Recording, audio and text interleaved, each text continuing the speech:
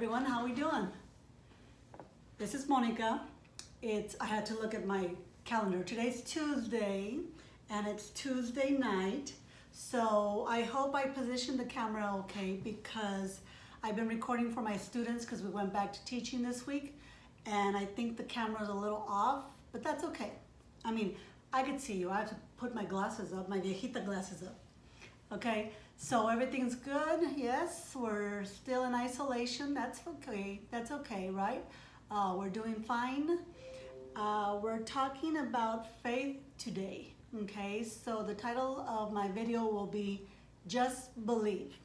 So I've already prayed for guidance from the Holy Spirit so I could deliver what God wants me to say about faith.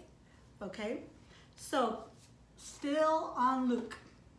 Okay, so today we're going to talk about Luke chapter 8 and it's verses 22 through 56. Okay, I typed it all up and I printed it. Oh my God, so efficient. Because, ladies and gentlemen, I was going to teach you from this, I don't know if you could see that, from this mess, okay? And it was just all over the place. I couldn't organize it, so I had to type it up for you. So, we're gonna talk first about, so I did a little title for you. And so, faith, okay? Faith in God. Or just faith in that He will do what He says He will do. Especially now in everything that's going on, right? People are losing a lot of their faith. And some people don't even have faith. Okay, so the first thing I want to talk to you about is when you see faith in action and you have seen it, I'll give you a couple of examples from my life, but you have seen it, but you still do not believe. Okay, so the first section that I'm going to talk to you about is that Jesus calms a storm, and that's chapter 8, verse 22 through 25. Okay, so I'm just going to give you a quick summary of the story, or not the story, of what happened with Jesus. Okay, so Jesus and his followers were going about and doing everything, right? He was healing, he was teaching people the word, doing all these things. Okay, at the end of the day, him and his followers get in a boat and they were sailing somewhere else. Okay, so this is a long day for Jesus, right? I mean, he's human, he was tired, so he fell asleep in the boat. A wind came up and filled the boat with water, and the followers, right, started freaking out, and they woke up Jesus and they told him they were going to drown and he needed to do something. Okay, and Jesus says, let me read it for you. Sorry, my throat's a little sore. No, it's just allergies. Okay, don't I know everybody gets all nervous. It's allergies. Some of us have allergies. Okay, so Luke 8, 24 through 25. Jesus responds. Okay, so Jesus responds to his followers in the boats, right? In the boat after the followers wake him up, and he says, Jesus got up and gave a command to the wind and the waves. They stopped and it became calm. Jesus said to his followers, "Where is your faith?" Okay, so after they had been with Jesus all day, right? They had been with Jesus all day. They had seen what he could do. They believe that he's the Son of God. So water starts getting into the boat, which is, okay, I don't know how to swim, but I know that I've been in water before, right? So, and they freaked out and they said, and Jesus says, "Where is your faith? You just saw what I did all day. Where is your faith?" Right? So, you see the faith in action, but yet you still do not believe, okay? And I don't know why that happens to people. Maybe their fear overtakes their flesh overtakes, their anxiety, whatever's going on, because we are human, okay? So it's a faith in God. So I said early on that I had this faith in God, right? But I was doing, because I was so dysfunctional, I was doing everything. I mean, I had it, but it was at the same time I wasn't using it, and maybe I didn't believe, I don't know. So when I was 17, I was in a car accident, and a friend of mine was with me. Okay, so we were here in town, and I was driving my sister's Pinto. Okay, if you know Pintos, yes, I'm old. Those of you that are as old as me, a Pinto was like a little hatchback car, and the gas tank was on the back. So I was at a signal light. Okay, so have you noticed that I don't do the ums anymore, but now I do so? Okay, so sorry. I'm so sorry. Okay, I'm gonna pretend that the kids are right there and that I'm teaching them. That way I won't use those words anymore. I was at the signal light, and a drunk driver did not stop. He ran straight into me. And by the grace of God, there was no gas in the Pinto. So it did not explode. I hit the steering wheel, and I passed out for a little while, I believe. And all I got was a little gash on the, well, like a big gash, but you know, on the inside. And I could still see a little scar right here. So by all means, that should have been the end of me, right? A drunk driver, and he was going pretty fast, and he had one of those old pickups, and he didn't stop. He just stopped straight with me, and nothing happened. Nothing happened to me. Okay, so that right there gave me a lot of faith, because how is that possible? Okay, so you see that there's faith out there, that God does a lot of good things, and people get faith from that. But somehow when trouble comes or the storm comes, the followers lose it. They don't believe. So I don't know why that really happens. Like I said, maybe it's just the flesh. It's the mind. It's the devil messing with you. I have no idea. Okay? So, the second section is titled, You Have Faith, but maybe you think you're not worthy. Or, going from the first section, you cannot sustain the faith. Okay? So, what we're reading is a man with demons inside him. And this is Luke 8:26 through 39. So I'm going to tell you, give you a summary of the scenario. So Jesus got out of the boat, right? They were going somewhere else. So they got out of the boat, and a man came to Jesus, okay? And this man was possessed of demons.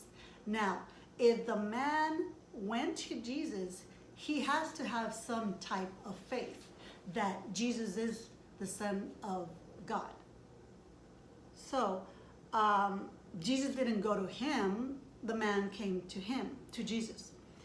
And in Luke 8:28, I'm going to read it for you. When he saw Jesus, he cried out and fell down before him. He said with a loud voice, "What do you want with me, Jesus, Son of the Most High God?" That's the question. "I beg you, don't torture me." So Jesus, Son of the Most High God, right? So it's a question he's asking, but at the same time, he knows that he is the Son of God, okay? But he didn't want to be tortured because Jesus was taking the demons, the spirits, the demon spirits out of him, all right? So, so I kind of figured out that the man did have faith He did have faith, but for some reason he couldn't sustain it, or maybe he didn't think he was worthy, because when Jesus is taking the demons out, let me look for it. Hold on. Oh, I'm sorry, I didn't write down. He said, I didn't write down the verse. It was commanding the evil. Oh, yes, okay. So I'm going to read it to you. So, verse 29.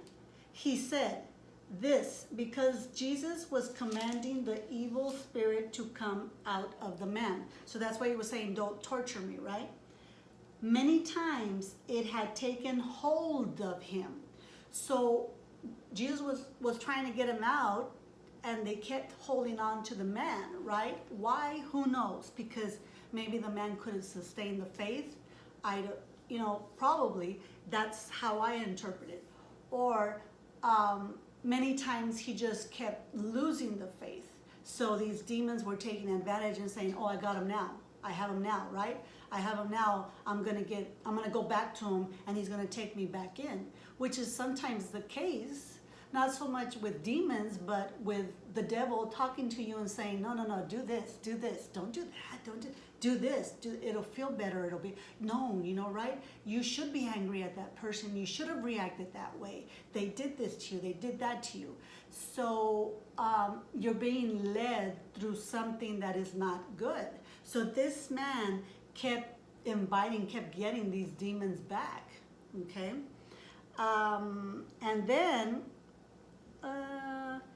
in Luke 8:29, it said, though he had been kept under guard and chained hand and foot, he had broken his chains and had been forced by the demon out into a lonely place.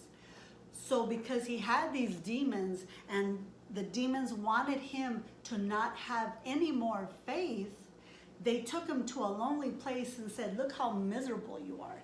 Look how nobody loves you. Nobody wants to come and see you, right? So it's a lonely place. So the faith that he does have is over there somewhere, and it's being taken away.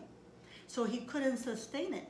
So how do you sustain this faith? Because the man did have faith, but somehow it was getting all mixed up and confused, right? So for you, it could be the world. It could be, okay, I have a lot of faith, but this COVID-19 is killing people. It's taking family members. It's making us be at home. We're not going to have a normal life anymore. Okay, so all your faith is going away. How can God do this, right? So, but you have seen things that do bring you faith, and those are miracles. So what happens? Jesus told the man, spread the good news. What did he tell him? He said in verse 39, go back home and tell people how much God has done for you. So the man went all over town telling how much Jesus had done for him. So that's how you sustain your faith. You spread the good news. You spread this great, intense faith and hope in God that it will be better. This whole COVID-19 is going to do something better for the world, okay? All right, the last one is you believe, you have faith, but something stops you, okay? So this section is Jesus gives life to a dead girl and heals a sick woman. And this is Luke chapter 8, verse 40 through 56. So we're going to talk about the sick woman first. So on his way, right? Oh, I forgot to see how you pronounce the father's name. I'm sorry if I don't pronounce it correctly. I'm thinking Jairus. Jairus, because I'm an English teacher, so Jairus, I believe. I apologize if that's not the name. Okay, so Jesus is going on his way to, because Jairus went to him and he said, my daughter's sick and she's dying. you need to help her. So there's the faith, right? I'm going to go get Jesus to help my daughter. And on his way, because, Jesus, he knows everything that God can do, he takes his time, he's in peace, right? All these people are following him. They're talking to him. They want miracles. They want a little piece of him, right? Which was, is the way it should be. You see Jesus coming to your house, coming down your street. Yeah, you better go and talk to him and get to know him, and right? So, on his way to see the sick girl, all these people are crowding him, right? And there was a woman. And the woman, oh, by the way, I'm doing a whole study on women of the Bible. Oh my God, I love it. I know a lot of people have done it, but I have to do it. Sorry, my legs are cramping up. So I have to do the women of the Bible. I think that's very important for all of us, yes? Okay, so there was a woman who had been bleeding, who bled for 12 years, right? And she made every attempt to be healed, and no one could heal her. That's the world, okay? That's when you live in the world. And anyway, I'll come back to it. Okay, so she, people were crowding, and she couldn't get in there to talk to Jesus. So what did she do? She made every attempt to touch the edge of Jesus's coat. So she did, the very edge of Jesus's coat, and what happened? She was healed because she had great faith. She said, just as long as I could touch something, I will be healed. She believed that. She had faith. Okay, so Jesus right there and then said, who touched me? Right? Who touched me? Because he had so many people. And the follower said, well, there's so many. Who knows who touched you? And Jesus responded, someone did touch me because I felt power go out from me. So as soon as that woman, she took it. It's like, yeah, man, I got it. Right? So the woman is afraid, and she's shaking, and she confesses, it was me, right? So Jesus says, dear woman, you are made well because you believed. Go in peace. So she had the faith all this time, but she was looking in the wrong places. All she had to have done was look at Jesus. Okay? Then, so after that happens, right? Jesus just goes along. It's like, okay, I did that. Let's move on. Right? So I'm sure it didn't happen like that, but well, Jesus knows who he is. He knows who he is, and he knows what he can do. And he knows he is worthy of his Father's love. And that's what he wants you to learn also, that you are worthy of that love. Okay? So, a man tells Jairus, did I pronounce it that way? Jairus, your daughter is dead. Don't bother the teacher anymore. So another person is convincing the father, hey, your daughter's dead. Accept it. Don't bother Jesus anymore. Okay, so then when Jesus heard this, he said to Jairus, don't be afraid. Just believe, and your daughter will be well. So don't listen to the world. Don't listen to this guy. Just believe in my Father, and your daughter will be well. So, what happened was that Jesus completely got the world out of the way, and he said, all you have to do is believe in me, believe in my Father, and I'll make your daughter well. And when he finally got to his daughter, she said, she's just sleeping. That's all she is. And brought her back to life. But what would have happened if Jairus would have believed that guy? What if he would have believed that guy? And what if he hadn't? What if the guy had not said it in front of Jesus, and Jairus would have just said, "Oh my God," and just grieved, and his daughter would have still been dead. But he had faith. Okay, so when you believe the world instead of your faith, that's where you get into trouble, or that's where we get into trouble, right? Because you start thinking, well, what's been happening this week, there's a lot of protests. People are out there without masks. People are, they're going to get everybody sick. And we start thinking all these things, right? Sustain your faith.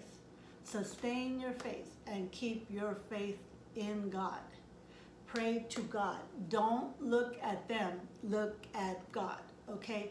And what might happen also is that some people are out there doing that in the name of God.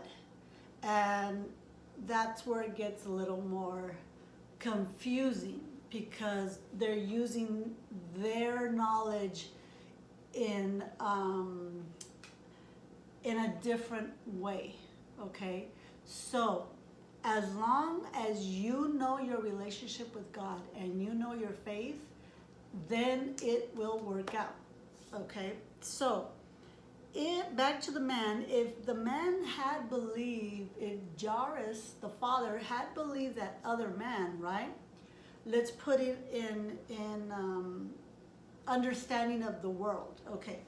So let's use me as an example. Well, who else do I have? Well, I have a lot of other people, but then you're like, don't talk about me. Okay. Even though I don't talk about anybody. Okay. So I have a thyroid problem. Okay. So I have hypo, which is, it works too slow, right? With hyper, it works too fast. So mine's slow. So I have difficulty losing weight. I get tired, right? So the doctors told me, just take the pill and the pill will regulate it and you'll be fine.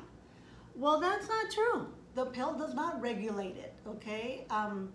They do my blood work and they say, oh yeah, it's where it's supposed to be, you're fine. No, I have to have faith that through my God, I'm gonna be fine, okay? I have to take a nap here and there, I have to eat well, right? But I still have faith that it's, that everything's gonna be fine, okay? I've also been pre-diabetic. It was borderline diabetic, now it's pre-diabetic. Who knows what else it's called now, since I was in my 20s. Well, the world told me, the doctors told me, by the time you're this age, you're gonna have to take this medication. And by the time you're this age, your kidneys are, no, that it doesn't work that way. I have faith in my God that He will take care of me. All my life, I've done exercise, I eat good, well for a while, and then I go on junk food, and then I eat well, and then I lose weight, and I gain weight. But for the most part, I take care of myself because I have faith. I have faith that diabetes is not going to mess me up, okay? I have a bad ankle. For I don't know how many years, right? My ankle swells up when I walk on it too much, or I don't run, but I just walk, or I do too much exercise, right? So I bought inserts. I've had cortisone shots. They want to put me in the tube to take the whatever that's called, a CAT scan. I don't know. I never. It's just way too much. Okay. I just have my faith that, okay, I'm gonna prop it up, I'm gonna put some ice and let's move on. I have faith, right? Oh, we're gonna have to cut through, do surgery. No, we're not gonna do any of that. I have faith, okay? I have faith that I'm okay, that I'm gonna be okay, all right? So I do not allow the doctors to tell me what is going to come and be wrong with me. I have faith that I will be fine, that I have faith that if something does happen, the Lord will see me through, because He always does. If the being hit by a drunk driver in a Pinto didn't take me, guess what? I'm good to go. I have my faith. Now, not that it's all right, because I always like to see the good stuff, but the world does interfere with me also, and it's not always like positive, but I try to be as positive as I can, and I do not allow the world in to make me negative. I try to keep as much faith and hope as I can. So, you have to just believe that it will be okay. And if you have fears, then you have to deal with that fears with scripture to get your faith back. Because I know that some of you do have faith. It's just you're letting everything else interfere with your faith. So you have to read scriptures to help you to maintain that faith. And if you lose it for a little while, get it back, okay? But don't be going out there like Chicken Little. The sky is falling. Oh my God, the sky is falling. No. Just look at the sky and say, oh my God, it's beautiful. Thank you, Lord, for another beautiful day. That's faith. I know that everything will be okay, right? All those protesters, whatever they're doing for whatever reason, I prayed for them. It'll be good. Don't, you can't just allow God to do what he has to do. Keep that faith, okay? So don't be the followers and see all these miracles and then not believe. Don't be the man with demons who had faith, but for some reason he kept not that he was not worthy, and he kept letting in bad things. And be the woman who was healed, who believed and said, all I have to do is touch his coat and I'll be healed, okay? And don't be the father where the other guy tells them, and don't believe the world to tell you how you're supposed to regulate your faith, okay? So, I know I got so excited, but I'm always excited about the Bible. So I hope it helps you once again. I know that your faith will be restored, and the good Lord has given me the wisdom and the words to talk to you through this video. Okay? All right. So, as always, thank the Lord that you have another day. Thank the Lord for everything, all the provisions and everything that he has given you. And look to him when you have to sustain your faith. Okay? All right. You have a good night, and till next time. See you later.